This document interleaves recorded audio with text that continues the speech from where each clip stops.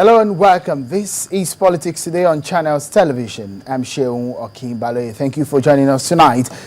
By 2015, this democratic dispensation will be 16 years old. That means a lot for a country that has had interrupted democracy in its 54 years of existence. The essence of elections in a democracy cannot be overemphasized. In fact, it is a key factor in determining the development of any democratic process.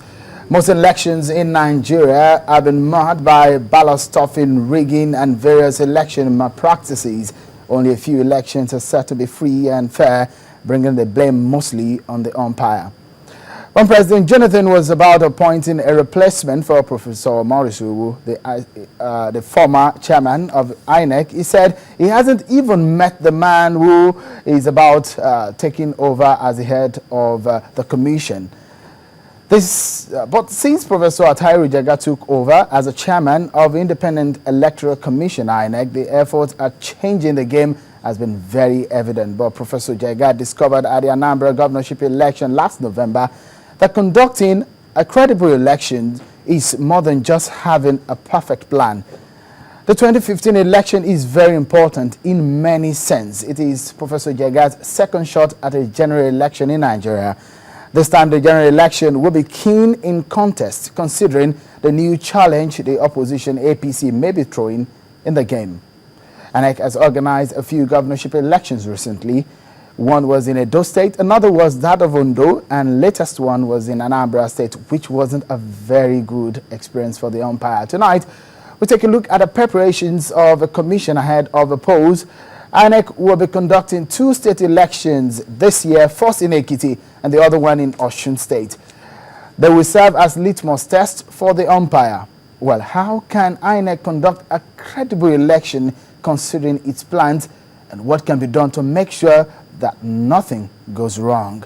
Those will be our focus tonight on the program, and I have with me the Executive Director of a non-governmental organization, Enough is Enough, Yemi Adamalekum. Thank you for joining us on the program. Thank you. Enough is Enough is involved in election observation and mobilization in Nigeria. And I also have the president of Voters Awareness Initiative, is a legal practitioner and a human rights activist, Mr. Wale Ogunade. Thank you for joining us on the program, Mr. Wale Ogunade. We will also be joined on the program via telephone by the Chief Press Secretary to INEC Chairman, Mr. Kayode Idowu, later on to make the conversation a robust one. Well, you can be part of the conversation on the program tonight by participating on the several platforms we have for you on the program. You can tweet at us. My handle is at Sheung Okin on Twitter. And also, you can send an email to us. It's politicstoday@channelstv.com. Well, let's start off with looking at the timetable that INEC released earlier this year. It was a timetable that a lot of people believe that, well, a lot of people will say, what exactly will INEC do that will not bring reactions? But this time around, when INEC released this particular timetable, a lot of reaction trailed that particular timetable. Well, first and foremost, the Ekiti governorship election will take place on the 21st of June 2014.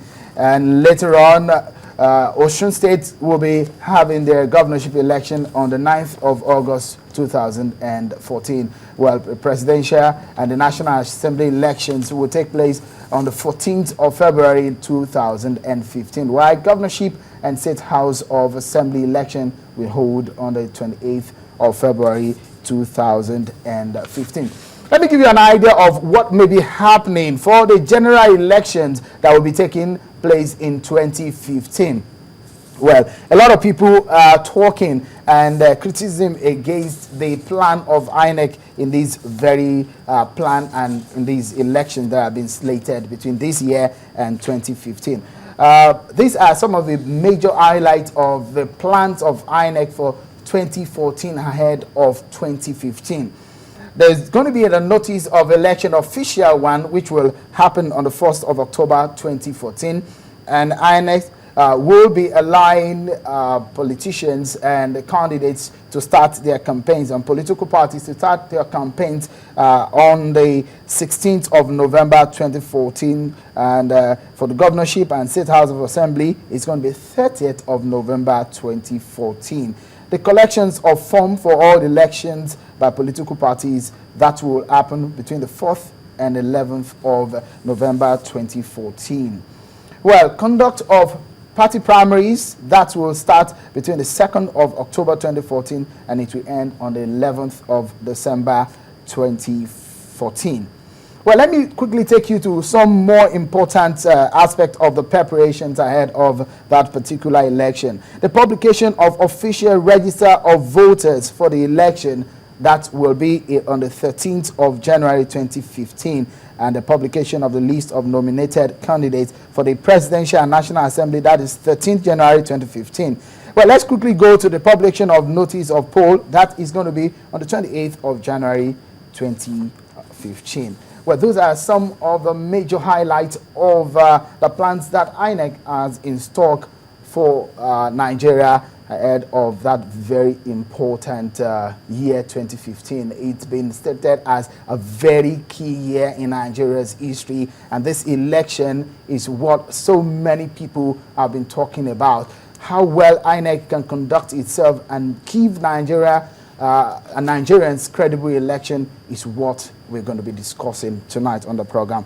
Let me start by asking you, the governorship elections are going to take place in Ekiti and Osun States later this year in June and in August. For what we saw in Anambra State, let's first take a listen to Professor Atahiru Jega. After that particular election in Anambra, Professor Atahiru Jega came forward to say that that was not a perfect one for the commission. But let's take a listen to him and hear him, then we'll take it from there. Professor Atahiru Jega on Anambra election.